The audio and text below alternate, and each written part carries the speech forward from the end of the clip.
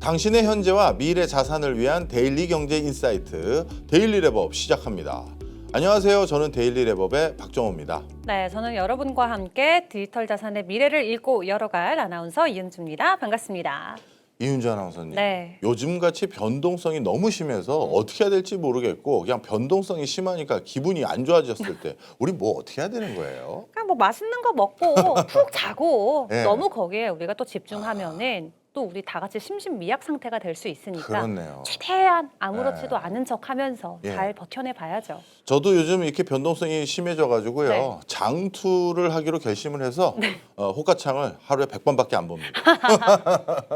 장투를 위해서 100번밖에 안 보는 네. 교수님의 뾰족한 또 수를 이렇게 알려주셨는데 알겠습니다. 어쨌든 시장이 범상치가 않습니다. 뭐 디지털 자산 시장보다 또 사실 주식 시장으로 최근에 엄청난 변동성 쏠림 현상이 나오고 있어서 디지털 자산 시장이 올라가고 있음에도 사실 여전히 글로벌 시장에서는 조금 외면받고 있는 그런 느낌도 없지 않아 있는데요. 그럼에도 불구하고 우리 시장에도 매일매일 쉬지 않고 다양한 소식들이 쏟아지고 있습니다. 매일 밤 11시에 저희가 여러분께 전해드리고 있으니까 저희 채널 잊지 말고 좋아요, 구독, 알림 설정 부탁드리도록 하겠습니다. 자, 오늘 날짜 16일입니다. 시장을 관통하는 핵심 키워드부터 만나보시죠.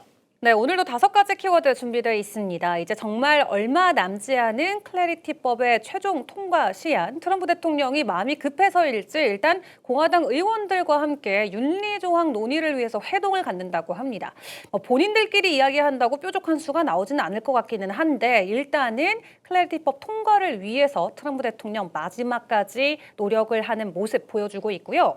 자, 그런 가운데 16억 원 규모의 주식과 국채를 토큰화할 수 있는 시범 사업이 출발합니다. 40개 금융회사와 기술회사가 참여한다라고 하는데 이제 월가 전체가 디지털 자산 시장 전환을 위한 횡보를 보이는 것일지 미국 예탁원에서 시범 사업 출범한다라는 소식 시장에는 긍정적인 이슈로 체크를 해보시면 좋겠습니다. 자, 그런 가운데 모건 스탠리가 이번에는 솔라나 현물 ETF 출시한다고 합니다. 이더리움보다도 분산 효과가 좋기 때문에 ETF를 통한 기관들의 추가적인 자금 유입 흐름까지도 한번 체크해 보시면 좋을 것 같고요. 또 간밤 스트라이프가 페이팔을 인수하기 위한 협상 소식이 전해졌다라는 내용도 전해졌습니다.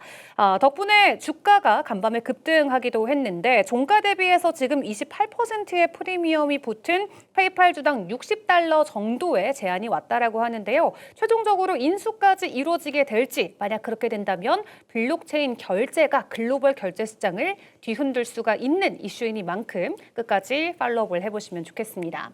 최근 시장에 굉장히 우호적으로 나오고 있는 매크로 지표, 간밤 PPI도 다행히도 시장의 예상치를 하회하는 인플레 지표로 체크가 됐는데 연준의 베이지북을 통해서 미국 경제를 전반적으로 놓고 보더라도 완만한 성장이 지속되고 있다라는 평가가 나오고 있습니다. 고용도 전반적으로 완만한 상태이기 때문에 물가와 고용이 모두 안정적이라면 이 시장의 기준금리 또한 우리가 원하는 방향대로 흘러갈 수가 있겠죠. 이렇게 5개 좀 긍정적인 이슈 먼저 체크를 해봤습니다. 네, 이 중에서 우리 이은주 아나운서의 눈을 확 사로잡았던 소식은 어느 건가요? 네, 저는 오랜만에 나왔던 이름인 만큼 좀 솔라나 이슈를 좀 자세하게 좀 설명드리려고 하는데요. 솔라나 ETF가 사실 이미 출시가 돼 있기는 합니다.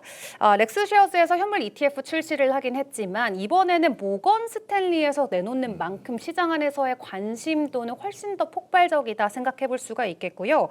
이번에 모건 스탠리에서도 2가지 종류의 이 솔라나 현물 ETF 출시를 하게 되는데 두 ETF 모두 스테이킹을 함께 동반하는 ETF이니 만큼 기관들 입장에서도 매수하기 충분히 매력적인 하나의 서비스가 될 것 같고 티커명은 MSSE 그리고 MSOL 이렇게 2가지로 나온다고 하는데요.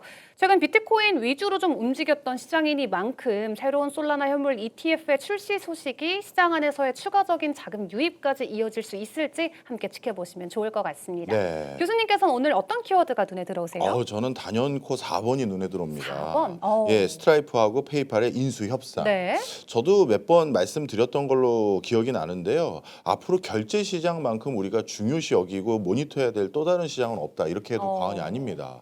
우리가 지금 전 세계에서 시총 1위권부터 10위권 안에 들어가 있는 대부분의 회사들의 비즈니스 모델을 플랫폼이라는 단어로 많이 설명하죠. 그런데 이런 플랫폼 기업들이 대두되기 전에 원래 플랫폼 원조 역할을 했던 회사들이 전부 결제 회사들이었습니다. 비자, 마스터도 그렇고요. 일론 머스크를 비롯한 굴지의 CEO들을 양성했던 페이팔이라는 회사도 역시 결제와 관련된 회사들입니다.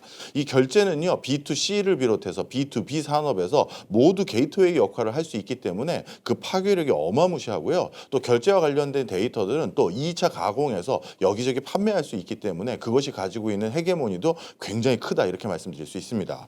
과거에는 우리가 이렇게 결제 시장에 뛰어들 수 있는 위상이 아니었지만 디지털 자산 시장의 결제 시장은 좀 상황이 다릅니다. 우리는 라인이라든가 카카오, 기타 이런 다양한 SNS 플랫폼을 만들었던 경험도 있기 때문에 이 시장에서 뭔가 우리는 괄목할 만한 성과를 분명히 낼 수가 있습니다. 네. 앞으로 우리 업비트 데일리 랩에서 결제 시장의 진화 발전 사항에 대해서도 아주 자세히 말씀드리도록 하겠습니다. 네, 좋습니다. 확실히 매일매일 정말 우리가 꼭 지켜봐야 되는 중요한 이슈들이 쏟아지고 있고 또 저희가 그거를 여러분께 누구보다 빠르게 전달을 드리고 있으니까요. 잊지 말고 꼭 데일리 랩과 함께 해주시고요. 보다 자세한 시장이 보내오는 시그널은 업비트 데이터 랩을 통해서 또 챙겨보도록 하겠습니다.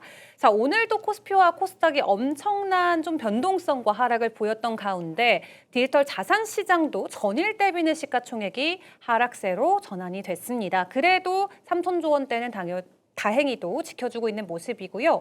거래량 같은 경우도 전일 대비해서 10% 정도 좀 하락세가 보여지고 있고 전반적인 시장의 수익률도 마이너스 0.88%로 오르는 종목보다는 오늘도 떨어지는 종목에 대한 비중이 더 많은 하루입니다. 어제는 보합권에 머물렀던 종목들이 많았다면 오늘은 마이너스 5%대까지 하락폭을 키워가는 종목들이 더 눈에 들어오고요. 130개 넘는 종목들이 좀 추가적인 약세 흐름을 보였던 하루였습니다.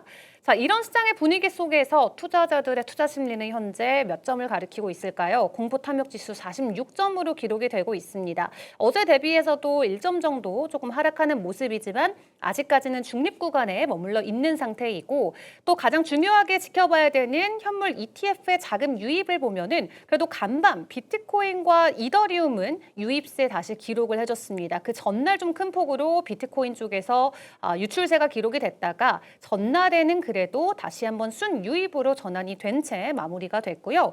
전반적인 시장에 대한 기술적인 분석 점수 같은 경우도 현재 44점대로 중립을 가리키고 있는데 시장 전반적으로 크게 힘이 나는 시장은 아니지만 그래도 비트코인이 여전히 좀 주도권을 잘 잡아주면서 64,000에서 65,000달러대 가격 횡보가 나오고 있거든요. 또 최근 들어서는 나름 좀 고점을 계속해서 높여가고 있는 추세이기는 해서 이대로 비트코인에게 조금 더 힘을 우리가 보내줘야 될 때가 아닌가 싶습니다. 네, 알겠습니다. 시장 상황 데이터를 통해서 자세히 엿봤고요. 이제 이 급변하고 있는 디지털 자산 시장에서 변화 흐름을 좀 더 깊이감 있게 전달해 드리기 위해서 오늘 어떤 초대 손님 모셨나요? 네, 우리 크립토 여신으로 불리시는 서울경제 도예리 기자님 모셔보도록 하겠습니다. 도 기자님 안녕하세요. 어서 오세요. 예. 반갑습니다. 이제 이런 표현이 익숙하신 것 같습니다. 자연스럽게 그래 내가 왔다 오냐 하는 표정으로 계세요. 네, 반갑습니다. 재밌습니다. 자, 오늘은 어떤 소식 가져오셨나요? 네, 오늘 아까 초반에 살짝 말씀 주셨는데요. 미국 증권 시장의 핵심 인프라인 미국 예탁결제원 DTCC가 토큰화된 주식과 ETF, 미국 국채를 활용한 첫 실제 거래를 처리했다는 소식입니다. 네, DTCC는 한국의 그 예탁결제원하고 비슷한 역할을 하는 기관인데요. 네. 미국에서 주식이나 채권을 사고 팔면 실제 소유권 이전과 결제를 처리하는 곳입니다. 예. 현재 114조 달러, 약 원화로 환산하면 약 16경 원 규모의 증권을 관리하고 있습니다. 미국 증권 시장에서 거래되는 대부분의 주식과 채권이 이 DTCC를 거친다고 봐도 될 정도인데요. 그동안 금융권에서도 토큰화 기술을 시험하는 사례는 많았지만 대부분 제한된 환경에서 이루어졌습니다. 예. 그런데 반면 이번에는 미국 금융시장의 핵심 인프라가 실제 운영 환경에서 토큰화 자산을 처리했다는 점에서 의미가 큽니다. 네, 업계에서는 월가의 이런 블록체인 도입이 한 단계 진전됐다는 평가도 나오고 있습니다. 네. 이번 거래에서 특히 눈여겨볼 점들이 더 있었을까요?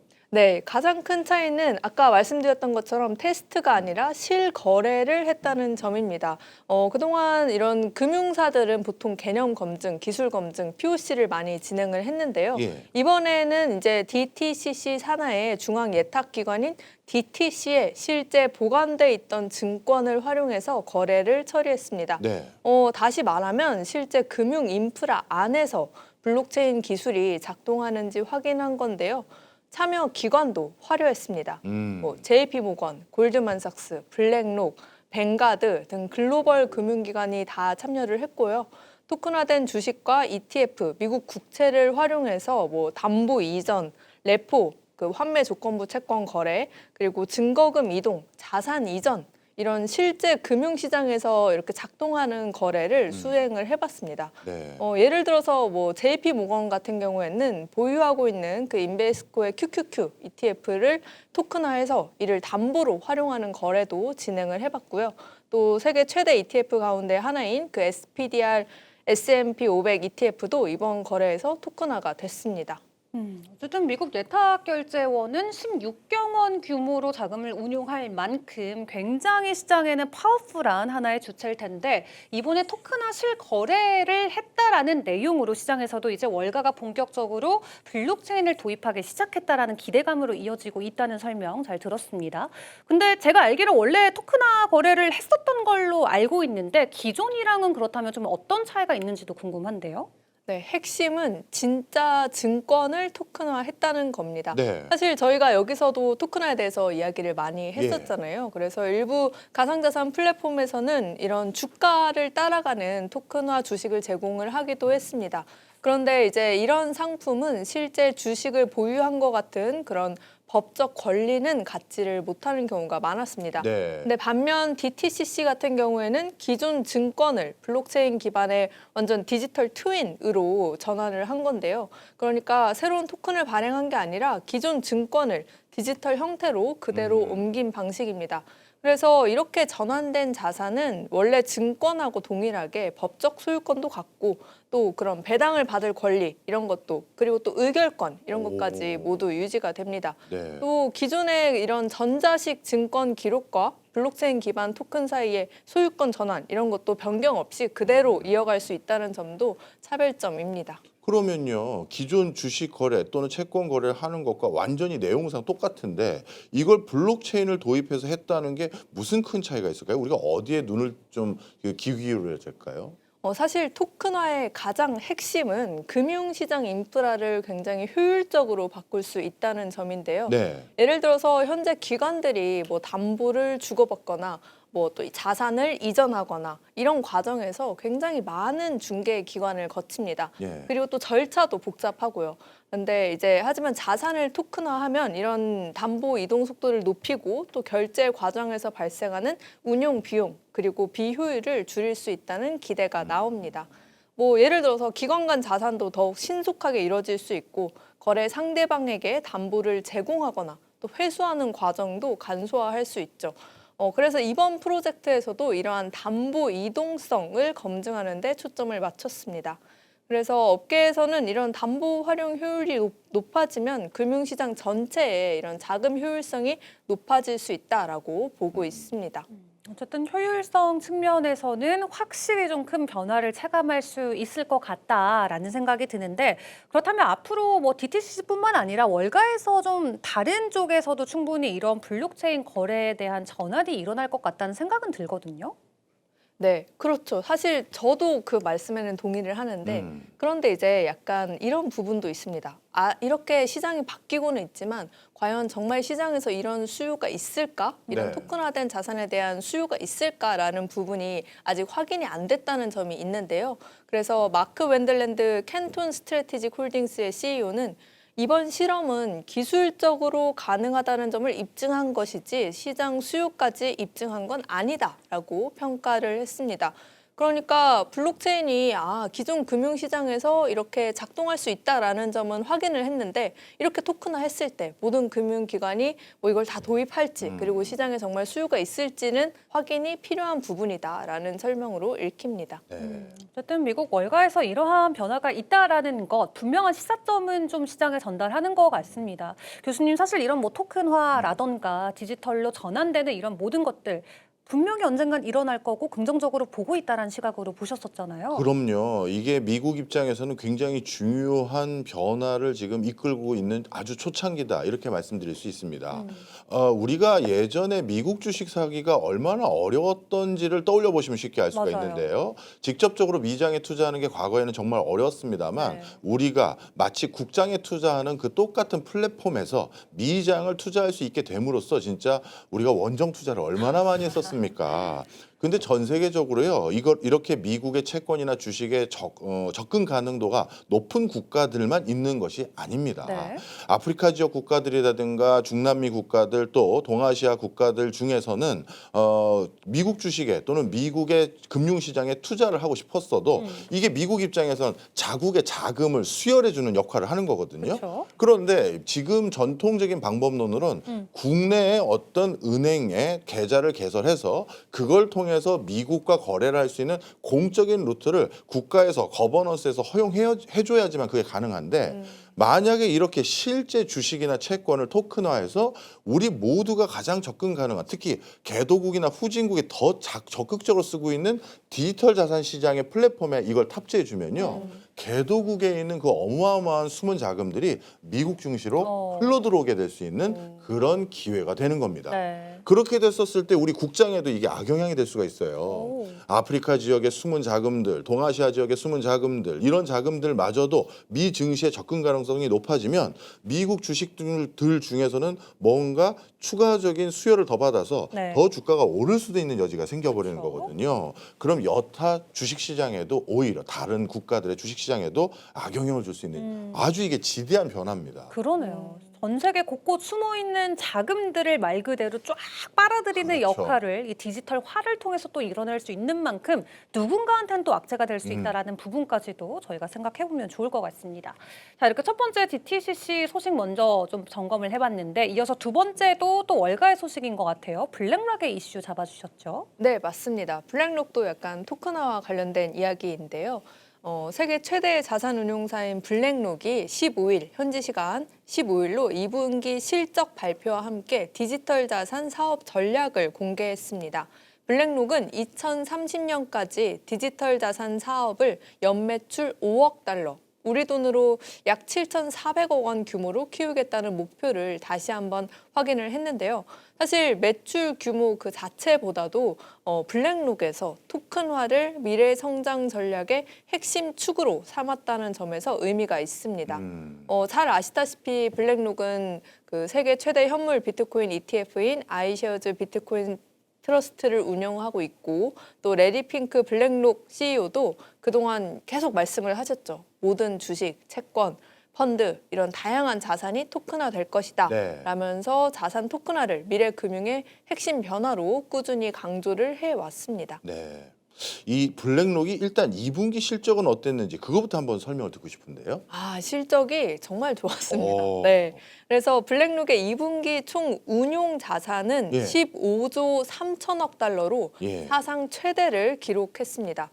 2분기 동안에만 약 1,920억 달러의 신규 자금이 유입이 됐고 예. 또 글로벌 증시 상승까지 더해지면서 전년 동기보다 22% 증가했습니다. 그런데 이제 반면 디지털 자산 운용 규모는 490억 달러로 전년 동기 대비 약 40% 감소했습니다. 이거는 뭐 지난해보다 비트코인과 이더리움 가격이 낮아진 영향으로 보입니다. 네. 그런데 시장은 이를 크게 우려하지는 않았습니다. 디지털 자산 운용 규모가 줄었는데도 전체 실적이 시장 기대치를 웃돌면서 블랙록 주가는 전 거래일보다 6% 넘게 상승했습니다. 네. 블랙락 2분기 총 운용 자산이 역대 최고치를 또 경신했다라는 소식 좀 경이롭게 들려지긴 합니다. 그런 블랙락이 결론적으로는 디지털 자산 쪽으로도 매출을 노려보고 있다라는 게 우리 시장엔 또 긍정적인 이슈가 될 것 같고 결국 토큰화가 미래 성장의 전략이다라고 재차 강조한 부분도 우리가 눈여겨봐야 될 포인트가 아닐까 싶은데 어쨌든 디지털 자산 쪽만 놓고 봤을 때는 전년 동기 대비 40% 감소가 됐기 때문에 지금 당장 뭐 더 적극적으로 드라이브를 걸고 싶어도 운용사 입장에서는 부담이 될 수도 있겠다는 생각이 들거든요. 그럼에도 불구하고 이쪽 사업을 계속 확대하려는 이유가 또 있을까요? 네, 블랙록은 말씀 주신 것처럼 블록체인 기반의 이런 투자 생태계가 앞으로 자산 운용의 새로운 성장 무대가 될 것이다라고 보고 있기 때문인데요. 그 마틴 스물 최고 재무 책임자가 이렇게 이야기를 했습니다. 앞으로 투자자들이 하나의 디지털 지갑 안에서 스테이블 코인은 물론이고 디지털 자산 그리고 장기 주식, 채권까지 효율적으로 투자할 수 있는 환경을 만들겠다고 이야기를 했습니다. 또 토큰화 자산은 완전히 새로운 투자자층에 접근할 수 있는 새로운 유통 채널이다. 이렇게 이야기를 했는데요. 이거는 방금 교수님께서 말씀하신 내용과도 맞닿아 있는 것 같습니다. 그렇네요. 네, 그래서 블랙록은 이거는 굉장히 중요한 성장 기회가 될 것이다라고 강조를 했습니다. 어쨌든 다양한 좀 금융 상품들 언급까지도 포함이 됐었는데 그렇다면 구체적으로 어떤 상품들을 토큰화하는 건지 뭐 본인들이 운용하는 25조억 달러 규모를 다 토큰화하는 건 아닐 거잖아요. 네, 일단은 미국 국채 펀드 그리고 아이쉐어즈 ETF 그리고 사모시장 투자 상품까지 토큰화해서 온체인에 제공하는 방안을 검토하고 있습니다. 그리고 최근에는 미국 증권거래위원회 SEC에 머니마켓 펀드 2종도 신청을 했는데요. 이 상품의 특이한 점은 투자자가 여러 블록체인에서 스테이블 코인으로 가입을 하거나 또 환매할 수 있도록 설계가 됐다는 점입니다. 그래서 블랙록은 이를 통해서 기존 현금 관리 서비스를 디지털 자산 생태계 안으로 가져오고 또 전통 자본 시장과 이제 토큰화 자산을 연결을 하겠다는 계획입니다. 토큰화 사업에 더해서 그렇다면 우리가 또 함께 지켜봐야 되는 축 중에 하나가 또 스테이블 코인을 빼놓을 수는 없을 것 같은데 스테이블 코인도 중요한 한 축으로 봐야겠죠? 네, 맞습니다. 블랙록은 현재 서클의 스테이블 코인 준비금을 약 600억 달러 운용하고 있다고 밝혔습니다. 그러면서 아까 그 스몰 CFO가 현재 블랙록은 약 3천억 달러 규모의 글로벌 스테이블 코인 시장 가운데 약 4분의 1에 해당하는 서클 준비금을 운용하고 있다. 그러면서 뒤에 나왔던 말이 저는 좀 인상 깊었는데요. 네. 업계에서 가장 선호받는 스테이블 코인 준비금 운용사가 되는 것이 목표다라고 이야기를 했습니다. 그러니까 비트코인 ETF를 넘어서 토큰화 자산을 새로운 투자 상품 유통 채널로 확대를 하고 또 디지털 지갑 안에서 전통 금융 상품까지 다루면서 또 스테이블 코인 담보금도 운용하겠다라는 말로 읽힙니다. 그렇네요. 어쨌든 시장 안에서 지속적으로 모든 것을 디지털화하고자 하는 이 니즈들은 잘 반영이 돼서 앞으로 달려가고 있는 것 같습니다. 가장 중요한 건 이 시장에서 새로운 것들이 나왔을 때 네. 이것을 받아주는 유동성이 돼야 될 텐데 사실 지금 뭐 디지털 자산 쪽으로까지 흘러들어올 유동성이 없다라는 게 시장의 가장 중요한 문제점 중에 하나잖아요. 네, 전반적으로 이게 좋은 서비스가 나온다고 한들 시장 안의 유동성 문제 때문에 이게 어디까지 확장될지도 좀 걱정이 돼요, 교수님. 네, 사실 유동성이 지금 우리 디지털 자산 시장에 들어오지 않아서 많은 네. 분들이 실망하고 있는데요. 저는 스테이블 코인이 만약 디지털 자산 여러 거래소 또는 플랫폼들과 연동된다면 이것이 새로운 유동성으로 디지털 자산 시장에도 호재가 될 것이라고 저는 생각합니다. 왜냐하면 이미 스테이블 코인이 앞서 말씀드린 것처럼 여러 중진국 이하 국가에서는 마치 현금처럼 쓰이고 있습니다. 그런데 이 현금을 쓰기 위한 전자지갑 같은 역할을 하고 있는 이 거래소에서 대표적인 투자 대상이라고 할 수 있는 비트코인이나 이더리움이나 기타 투자 대상에게도 아주 손쉽게 스테이블 코인 형태로 투자를 할 수 있게 된다는 것은 바로 우리 시장에도 새로운 유동성이 들어올 수 있는 경로가 설정되는 것입니다. 저는 그런 관점에서 이런 지금 여러 전통 자산 시장과 그리고 디지털 자산 자산 시장이 융복합화되고 있는 것이 새로운 모멘텀이 크게 될 수 있다. 이렇게 긍정적인 기대감을 갖고 있습니다. 네, 또 한편으로 드는 생각은 아직 클래리티 법안에 대한 최종적인 통과 소식이 전해지지 않았음에도 불구하고 미국 월가의 정말 큰 손들은 벌써부터 디지털화와 관련된 준비를 그 누구보다 열심히 하고 있구나라는 소식들을 좀 접하면서 우리가 크게 우려하면서 시장을 바라보기보다는 정말 시장의 뒤에서 움직이고 있는 큰 손들의 움직임에 주목을 해보는 게 좋겠다라는 맞습니다. 생각도 같이 드는 것 같아요. 사실 뒤에서 움직이는 큰 손들의 움직임이 정말 중요한데요. 제가 언제 기회가 되면 꼭 그 말씀도 드릴 텐데 이 결국 디지털 자산 시장의 어떤 표준이나 이런 걸 만드는 것도 네. 로마인들, 로마인들. 말의 엉덩이가 결정하는 그런 내용들이 있습니다. 제가 언젠가 자세히 한번 말씀드리겠습니다. 알겠습니다. 로마와 궁금해하지 말의 않으시네요, 두 분 다. 엉덩이 조금 예. 낯선 표현인데. 두고 보십시오. 네. 감이 안 잡혀. 감이 안 오시죠? 제가 언젠가 설명드리겠습니다. 알겠습니다. 어떤 내용일지 굉장히 궁금한데 어쨌든 오늘 또 예리 기자님과 함께 미국 월가들이 진짜 꿈꾸고 있는 그들의 전략 함께 챙겨봤습니다. 오늘도 도움 말씀 감사드립니다. 고맙습니다. 아, 자, 정말 시장이 급변하고 있는 것 같습니다. 그 중심에 당연히 AI가 있을 수밖에 없겠죠. 그래서 저희는 AI와 디지털 자산 시장이 어떻게 접목되는지 또 매주 모니터하기 위해서 고정 코너를 만들었죠. 네, 매주 목요일 AI 디지털 자산을 만나다라는 특별 코너로 여러분께 인사드리고 있습니다. 오늘도 김덕진 소장님께서 출연을 해주시는데 오늘은 이 토큰화와 관련해서 앞으로 AI는 그 속에서 어떤 역할을 하는지에 대해서 설명을 해주신다고 하는데요. 너무 기대가 됩니다. 저희 잠시 후 챕터 2로 돌아오도록 할 테니까 저희 채널 좋아요, 구독, 알림 설정 잊지 말고 꼭 해주시고요. 저희는 잠시 후에 다시 인사드리도록 하겠습니다. 그럼 내일도 어...